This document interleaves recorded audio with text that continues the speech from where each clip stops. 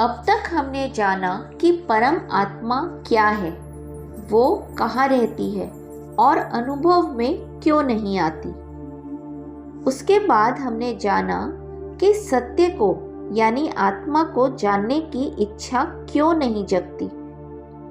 उसके बाद हमने सीखा कि अगर सत्य को जानने की इच्छा जग भी जाए तो उसमें निष्ठा बनी रहना कितना आवश्यक है। फिर हमने जाना कि किसके अभाव में हम कभी परमानंद को प्राप्त नहीं कर सकते। उसके बाद हमने सीखा कि परमात्मा में दृढ़ निष्ठा कब होगी। आगे जाना कि आचार्यों ने मन को शुद्ध करने के कौन कौन से उपाय बताए हैं। फिर हमें सर्वोत्तम साधन का ज्ञान मिला जो हमारे मन को शुद्ध करने का सर्वोच्चतम उपाय है। अब आगे श्लोक संख्या 10। एतद् भगवतो वाक्यम स्वात्मशुद्ध्यैक सिद्धये विचार्यते मया सम्यक श्री हरिर्मे प्रसीदताम।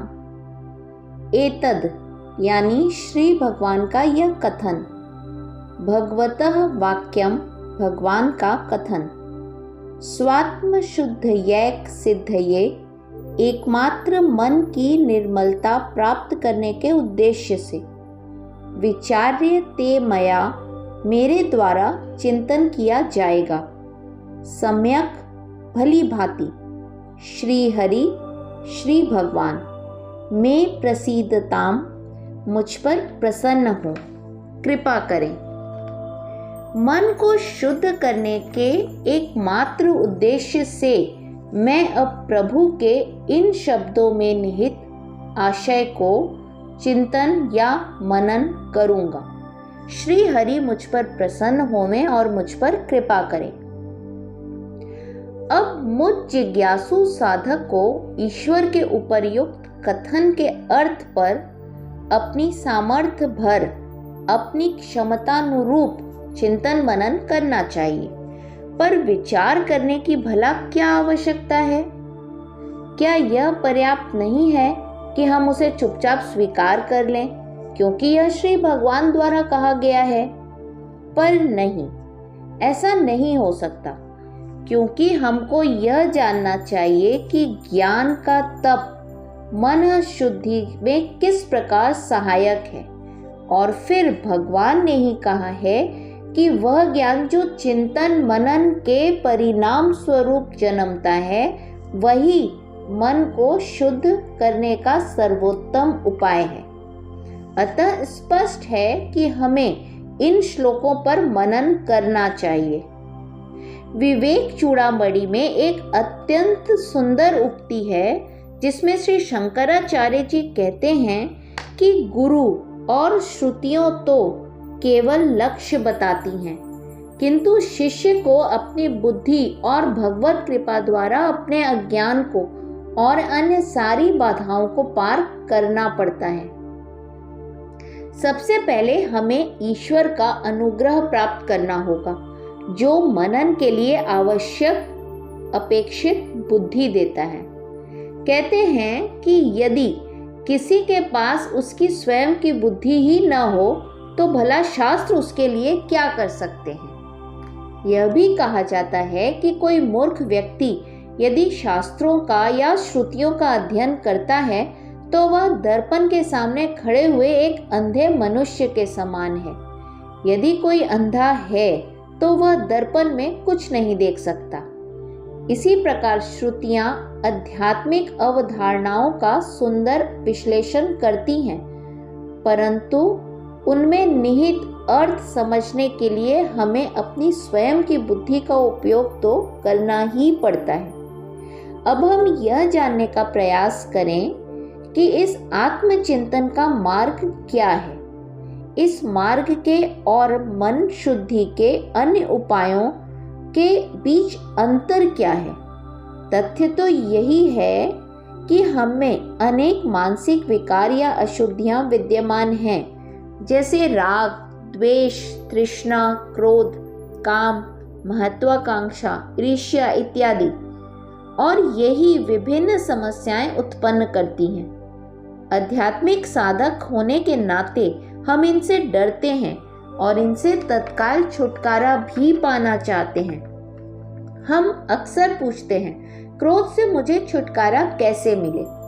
परंतु इस प्रश्न में निहित तर्क दोष को हम देख नहीं पाते, क्योंकि कैसे शब्द का अभिप्राय हम नहीं समझते।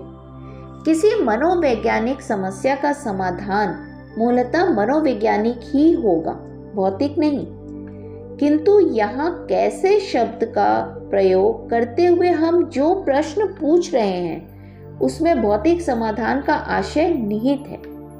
क्रोध को ठंडा करने के लिए कोई ठंडे पानी से स्नान अथवा उपवास का सुझाव दे सकता है, किंतु वास्तविकता तो यह है कि इस तरह के तत्कालिक उपाय स्थायी या सही समाधान नहीं है। जिस क्षण हम यह सोचने लगते हैं कि हम तृष्णा या काम से मुक्त हो गए हैं, होता यह है कि उसी क्षण वे अपना जोर दिखाने लगती हैं। जैसे यदि हम अपने मित्र से कहें कि हमें अब क्रोध नहीं आता और वह आश्चर्य के साथ हमसे कहे कि क्या क्रोध नहीं आता?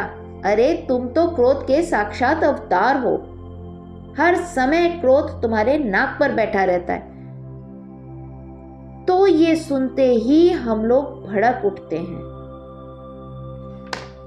अतः अपने आत्म मंथन की राह में यह पूछने के पहले कि क्रोध, लालच, ईर्ष्या आदि से कैसे छुटकारा पाया जा सकता है, हमें यह समझने का प्रयास करना चाहिए कि वे हैं क्या और कहाँ से आती हैं, उनके विभिन्न रूप कौन से हैं और वे किस तरह के घातक परिणाम उत्पन्न करती हैं। इस तरह मानसिक अशुद्धि के समग्र रूप के प्रति हम पूरी तरह सचेत हो जाएंगे और अवेयरनेस के साथ अब हम उनको नष्ट करने की क्षमता भी प्राप्त कर सकेंगे। चिंतन का सार यही है। हमारी पहली समस्या यह है कि हमें अपनी मानसिक अशुद्धियों का बोध नहीं है। जब उनका व्यक्त स्वरूप हमारे सम्मुख आता है, तब कुछ समय के लिए हमें उनका बोध होता है, फिर भी हम उन्हें पूरी तरह नहीं समझ पाते। दूसरी समस्या हमारी ये है कि हम इन अशुद्धियों के बने रहने के दुष्परिणामों को भी सचमुच नहीं जान पाते। हमें इस संबंध में बहुत संवेदनशील होकर सोचना पड़ेगा।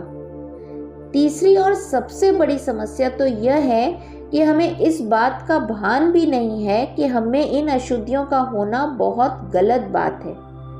हम सफाई देते हैं कि आखिर हम इंसान ही तो हैं और इस तरह अपनी दुर्बलता को यह कहकर उचित ठहरा लेते हैं कि कोई भी मनुष्य पूर्ण नहीं है।